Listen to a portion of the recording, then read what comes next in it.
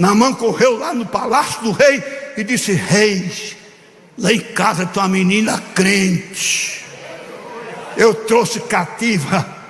Mas ela é crente? É?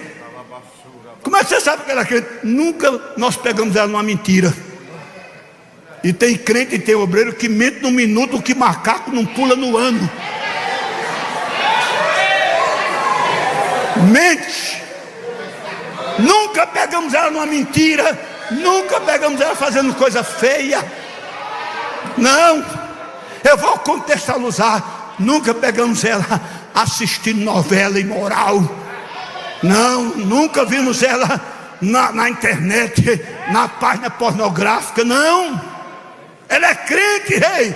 E o que é que tem? Ela diz que se eu estivesse na presença do profeta em Samaria, eu ficaria curado da minha lepra. E eu creio nela.